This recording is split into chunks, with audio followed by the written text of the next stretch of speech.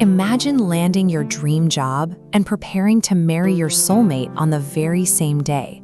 Life is exactly as it should be. But in the middle of your celebration, the doors burst open, and you are dragged away to a dungeon for a crime you didn't commit. This happens to a young sailor named Edmond Dantès. He lives in the port city of Marseille, a place defined by the constant movement of ships and the sea. This infographic details his life before the arrest. Under A Promising Future, we see that Edmond has been promoted to captain. He is celebrating with his fiancée, Mercédès, and he is a devoted son to his father. In storytelling, we call this the status quo. Before a writer can destroy a character's world, they first show us exactly what that character has to lose. The tragedy only works if we understand what is being taken away. The arrest and injustice section shows the moment of impact. Edmond is put in handcuffs during his own engagement feast, ending his old life instantly.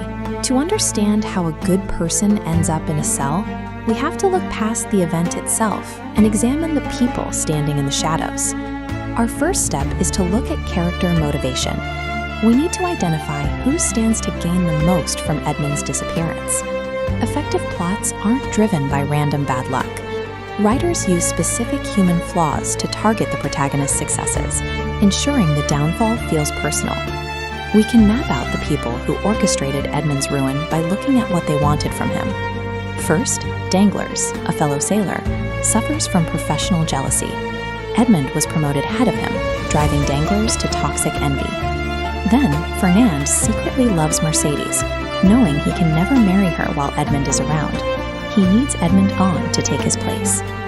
This section of the graphic shows their plan. Danglars and Fernand collaborate by forging a letter that accuses Edmond of being a traitor. A third Nan, Caderousse, watches this happen and stays silent because of his own resentment. These men represent direct personal sabotage. They want the specific things Edmond has, his job and his fiancée. For a moment, it seems Edmond might be saved. When he meets the prosecutor, his innocence is clear to everyone in the room. But then we meet Prosecutor Villefort. His motive is self-preservation. He discovers the letter mentions his own father, which could destroy his political career. Villefort chooses to destroy the letter and send an innocent man to prison to protect his own reputation. Villefort sends Edmond to the Château d'If, a stone fortress isolated in the middle of the sea where prisoners are meant to be forgotten. While personal jealousy created the lie, it is the corruption of a man in power that seals Edmond's fate. This entire betrayal was planned by a singular architect, the author, Alexandre Dumas. Dumas used this conspiracy to create the inciting incident, the specific moment that changes the hero forever. The banner at the bottom of the graphic shows what this moment creates. Edmond's imprisonment pulls him away from his old life and pushes him toward a path of revenge, justice, and eventual forgiveness. Because of this betrayal, the naive sailor disappears. In his place, a man focused on justice is born. You can look for these same patterns whenever you watch a movie or read a book. First, identify the status quo. Find out what the hero loves and what they are about to lose. Second, look for the motives. Who wants to destroy that life, and what is the psychological reason behind it? Finally, look for the inciting incident.